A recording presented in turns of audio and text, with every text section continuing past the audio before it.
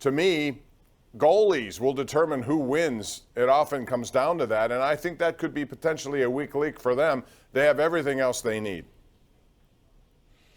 Bob, what was more impressive tonight? Nathan McKinnon's two-way play or that ice cream sundae that you had in the press box? I've never seen a man place by his own free will. You got to make your own sundae. I've never seen a man put so many cherries on a sundae before. What is up? Your cherry to ice cream ratio, usually what's it called? You put a cherry on top? No. That implies one cherry, not plural.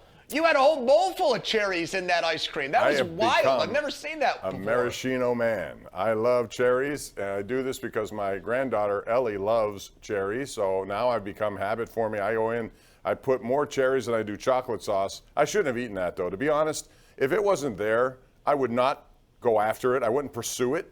But it was there. And when it's there, it's hard for me to ignore, Andrew. Do you know how that is?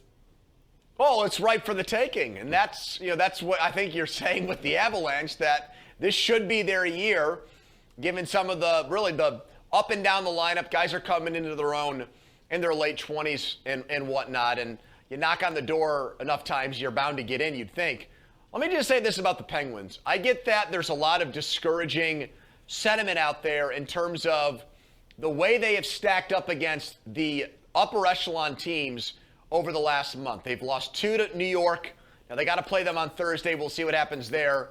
But they've lost both games to the Rangers here lately. They lost 2 of 3 to Carolina. They just got swept in this home and home by Colorado. Me personally, maybe it's because, Bob, I have a reputation as an eternal optimist and a guy that sees things positively. But I agreed with Mike Sullivan.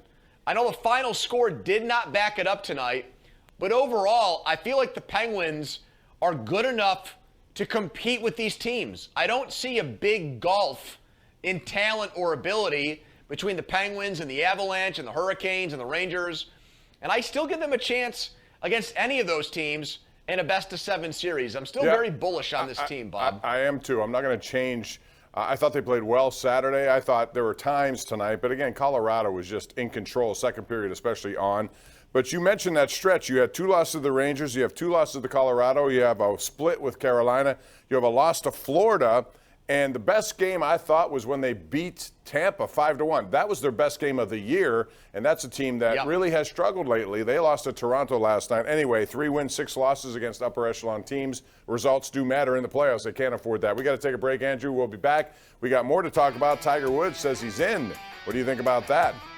412-575-2600. That's the number right here on Pittsburgh CW and simulcast on 93.7 The Fan. We're back in a flash.